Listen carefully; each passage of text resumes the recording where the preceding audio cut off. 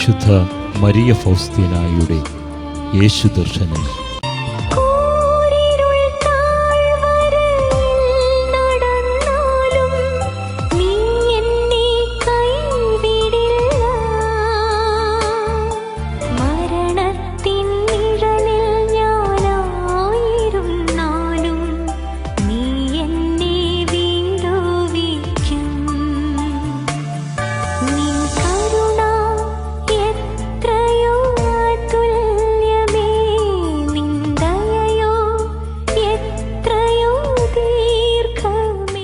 ഒരിക്കൽ ഞങ്ങളുടെ ചാപ്പലിൽ വലിയൊരു ജനക്കൂട്ടത്തെ കണ്ടു. ചാപ്പലിന്റെ മുമ്പിലും വഴിയിലും അവർ നിന്നിരുന്നു. അകത്തു നിൽക്കാൻ അവർക്ക് സ്ഥലമില്ലായിരുന്നു. ഒരു തിരുനാളിന് വേണ്ടിയെന്ന പോലെ ചാപ്പൽ അലങ്കരിച്ചിരുന്നു. അൾത്താരയുടെ സമീപം ധാരാളം വൈദികർ നിന്നിരുന്നു. ഞങ്ങളുടെയും മറ്റു സഭാസമൂഹങ്ങളിലെയും സിസ്റ്റേഴ്സ് അതിനടുത്തായി നിൽപ്പുണ്ടായിരുന്നു. അവരെല്ലാവരും അൾത്താരയിൽ ഇരിക്കാനുള്ള വ്യക്തിയെ കാത്തു നിൽക്കുകയായിരുന്നു.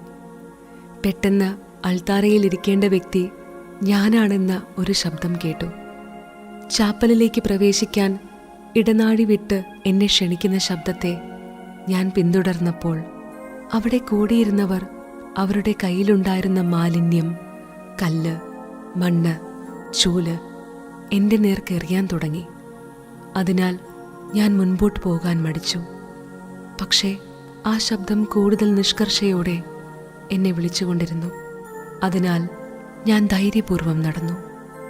ഞാൻ ചാപ്പലിൽ പ്രവേശിച്ചപ്പോൾ സുപ്പീരിയേഴ്സും സിസ്റ്റേഴ്സും വിദ്യാർത്ഥികളും എൻ്റെ മാതാപിതാക്കൾ പോലും അവർക്ക് പറ്റുന്ന വിധത്തിൽ എന്നെ ഉപദ്രവിക്കാൻ തുടങ്ങി.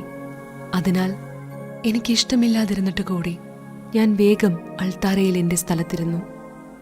ഞാൻ അവിടെ ഇരുന്ന ഉടനെ ഈ ജനം തന്നെ, വിദ്യാർത്ഥികൾ, സിസ്റ്റേഴ്സ്, സുപ്പീരിയേഴ്സ്, എൻ്റെ മാതാപിതാക്കൾ തുടങ്ങി എല്ലാവരും കൃപകൾക്കായി എൻ്റെ നേരെ കൈകൾ ഉയർത്താൻ തുടങ്ങി. ഇപ്രകാരം അവർ എന്നോട് പ്രവർത്തിച്ചതിന് യാതൊരു വിരോധവും എനിക്ക് തോന്നിയില്ല. മാത്രമല്ല, എനിക്ക് നിശ്ചയിച്ചിരുന്ന സ്ഥലത്തേക്ക് വേഗം എന്നെ എത്തിച്ച ഇവരോട് എനിക്കൊരു പ്രത്യേക സ്നേഹം തോന്നുകയും ചെയ്തു.